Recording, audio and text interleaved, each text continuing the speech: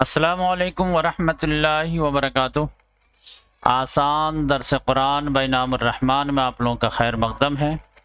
اب انشاءاللہ ہم لوگ شروع کرنے جا رہے ہیں ویڈیو نمبر 352 سورہ طلاق، سورہ نمبر 65، آیت پارہ نمبر 28 اور آیت نمبر 4 سے آگے۔ چلیے شروع کرتے ہیں اللہ تعالیٰ کا نام لے کر کے۔ اعوذ باللہ من الشیطان الرجیم، بسم اللہ الرحمن الرحیم۔ اب طلاق کی بات آ گئی کہ طلاق میں جو ہے کیا کیا چیز کا جو ہے اہتمام کرنا ہے۔ اب یہ ہے کہ طلاق ہونے کے بعد عدت کے مسائل، تو وہ اللہ تعالیٰ تفصیل سے بتا رہا ہے۔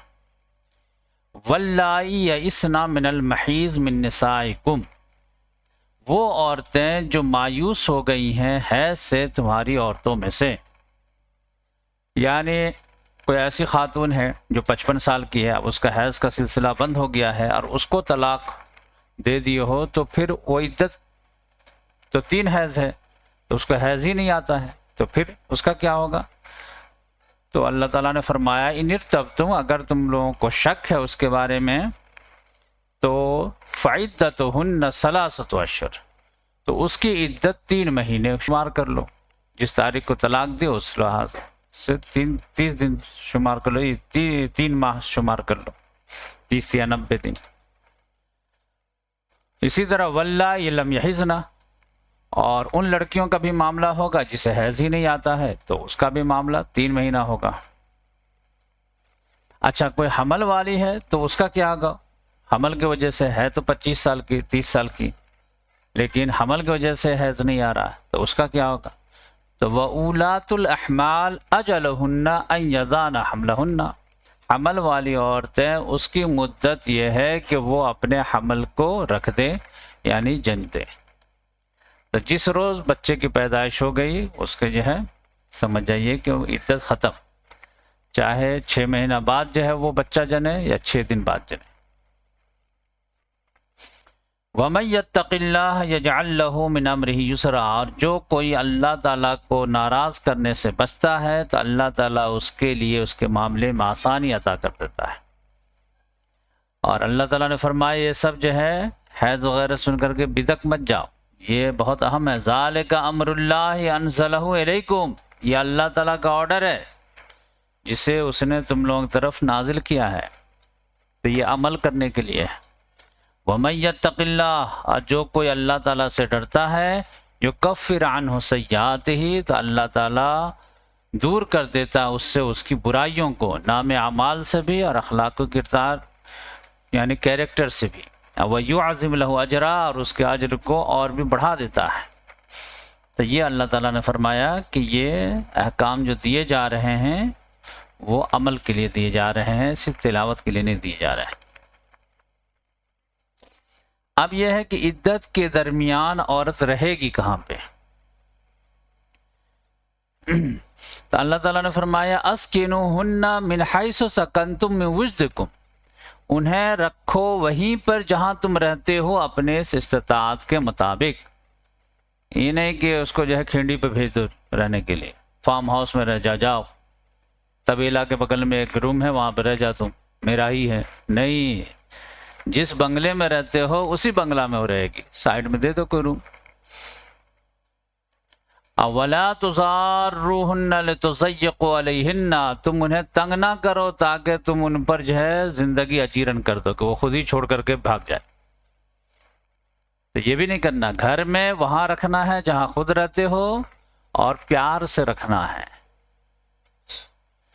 شوہر بیوی والا رشتہ نہیں رہے گا، لیکن انسانیت کا تو رشتہ رہے گا۔ ایک ہی لیول کے تھے تب تو شادی کیے تھے، تو جب تک وہ عدت گزار رہی ہے تو اسی لیول سے اس کو رکھنا ہے، نگلیکٹ کر کے نہیں رکھنا ہے، دائی بنا کے نہیں رکھنا، وہ تمہاری بیوی ہی کی حیثیت سے رہے گی، یعنی اسٹیٹس سے رہے گی۔ وَإِن كُنَّ أُولَاتَ حَمْلٍ، اور اگر وہ حمل والی ہو تو فَأَنفِقُوا عَلَيْهِنَّ، تو تم لوگ پس خرچ کرو ان پر حَتَّى يَضَعْنَ حَمْلَهُنَّ، یہاں تک کہ وہ اپنے حمل کو رکھ دے یعنی جن دے۔ تو اگر جو ہے 3 مہینے میں ہی تم طلاق دے دیے تھے، آپ 9 مہینے میں جا کے بچہ ہوگا تو 6 مہینہ تم کو مسلسل جو ہے خرچ دیتے رہنا ہے۔ فَإِنْ أَرْضَعْنَ لَكُمْ فَآتُوهُنَّ أُجُورَهُنَّ، اب بچہ جننے کے بعد دودھ پلانے کا مسئلہ ہو جائے گا، تو آپ ریکویسٹ کریں گے کہ ٹھیک ہے سیپریشن ہو گیا ہے، بچہ ہمارا ہے، لیکن تم ماں ہو تو تم دودھ پلا دو اس کو۔ تو فَإِنْ أَرْضَعْنَ لَكُمْ، اگر وہ آپ تمہارے لیے دودھ پلا دے تو فَآتُوهُنَّ أُجُورَهُنَّ، تو اس کی بھی اجرت دینی پڑے گی جو بھی جو ہے۔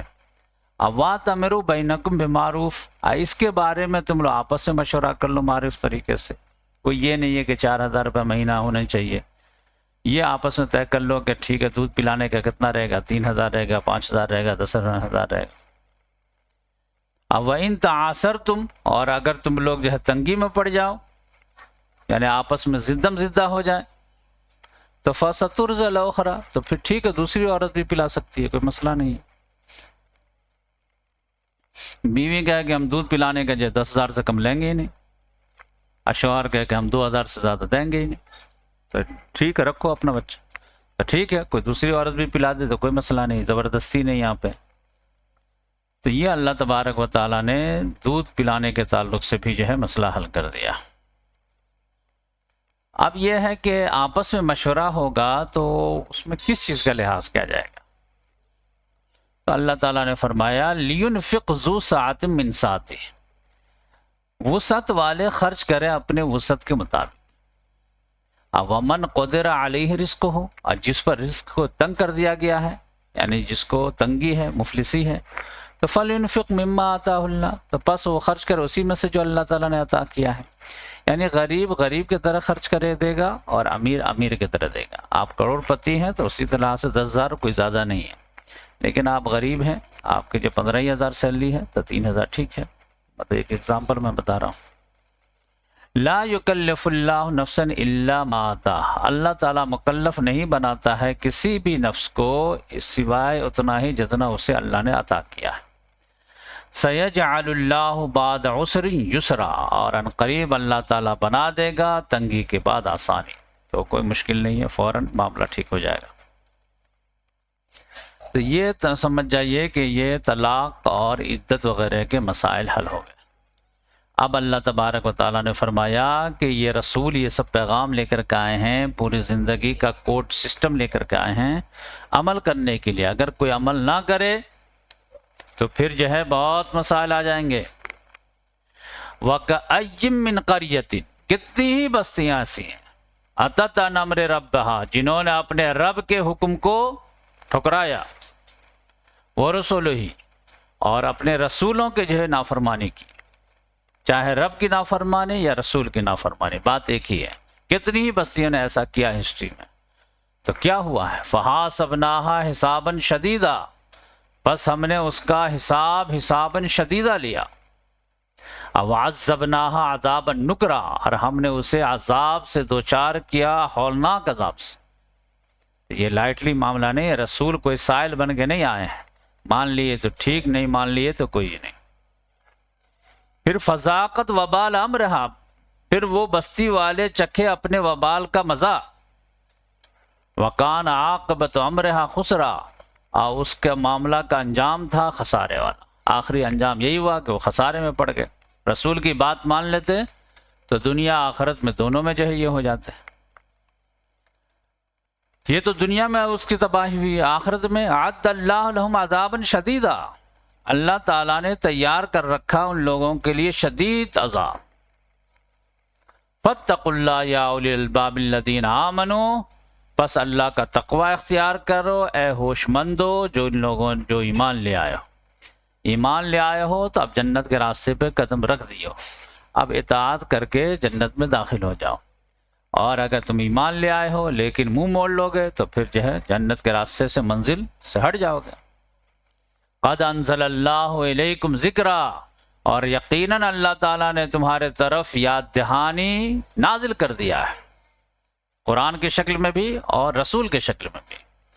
اور سب سے بڑی یاد دہانی تمہارے معاشرہ میں جو ہے رسول یتلو علیکم آیات اللہ، اللہ کا رسول ہے جو تلاوت کرتا تم پر اللہ کی آیات کو، مبینات واضح طور سے، لیخرج الذین آمنوا، تاکہ وہ نکالے ان لوگوں کو جو ایمان لائے ہیں، وعاملوا الصالحات، اور جنہوں نے اچھے اعمال کیے ہیں، من الظلمات الی النور، اندھیروں سے روشنی کی طرف۔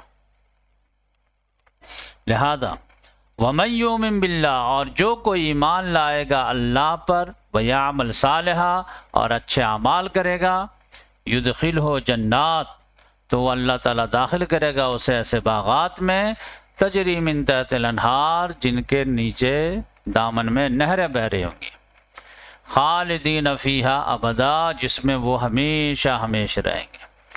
قد احسن اللہ لہ رزقا، اور اللہ تعالیٰ نے بہتر بنایا ہے اس کے لیے رزق کے طور پر، یعنی جنتیوں کے لیے، کیا ہی خوب اس کے لیے رزق تیار کیا ہے۔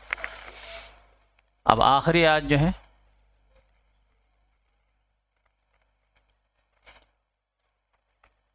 اللہ تعالیٰ نے جو ہے، یقینا اللہ نے اچھا دیا اس کو رزق، وہ اللہ الذی خلق السماوات، خلق سبع سماوات، اللہ وہ ہے جس نے پیدا کیا ہے سبع سماوات، 7 آسمانوں کو، ومن الارض، اور زمینوں کو، مثلہن، اسی کے مثل۔ اب یہ آیت متشابہ ہیں، اللہ تعالیٰ بہتر جانتا ہے کہ 7 آسمان کی حقیقت کیا ہے اور 7 زمین کی حقیقت کیا ہے۔